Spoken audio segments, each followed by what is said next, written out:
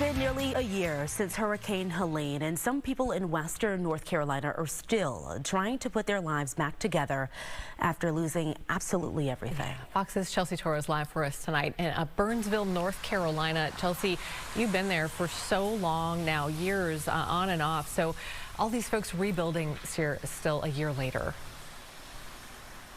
Yeah, Amy, Simone, I actually sat down with a family that I hadn't seen since November. I shared their story back in November, and they had actually lost most of their belongings in the storm. They tell me they're just thankful that they have each other, but looking back on the past year, they tell me that it's actually been very difficult to process the trauma Helene caused.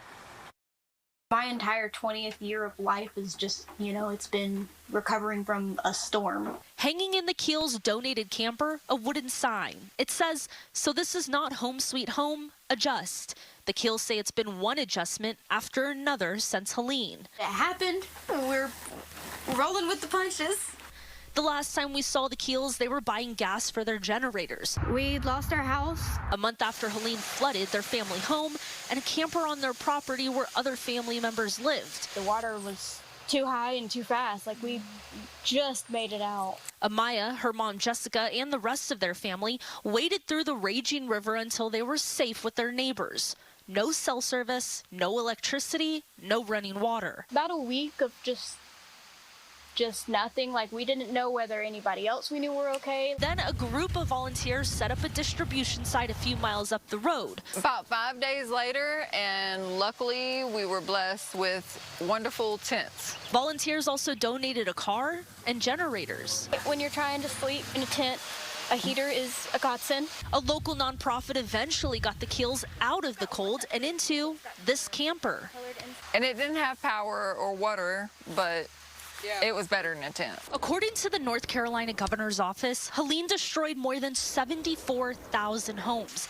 And back here, nearly a year later, damaged appliances and furniture are still sitting outside the Keels' dilapidated family home. We're actually doing great compared to some people. And we're still struggling.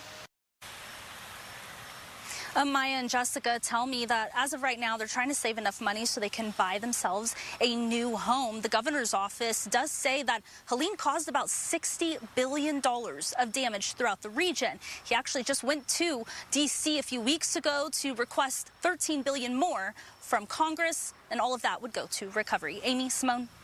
Chelsea, you were there a year ago. You're there now. Just visually, as you look around, has it changed significantly? Not really at all?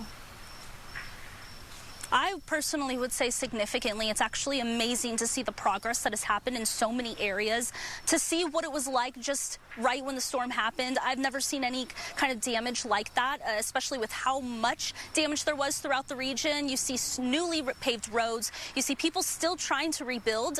You'll hear it. You'll see it. You'll see crews out every day. So it's amazing to see what has happened, but there's still a lot to rebuild. And just great perspective, too, for that family. To look at that sign that they had on there to talk about, adjusting, and a perspective, I guess, that, we are all grateful for just the little things, I think, after seeing stories like that. So, Chelsea, I'm sure you've heard a lot of stories there, and I'm sure they're very appreciative for what they do have now, almost a year later. Chelsea Torres reporting live tonight. Thank you, Chelsea.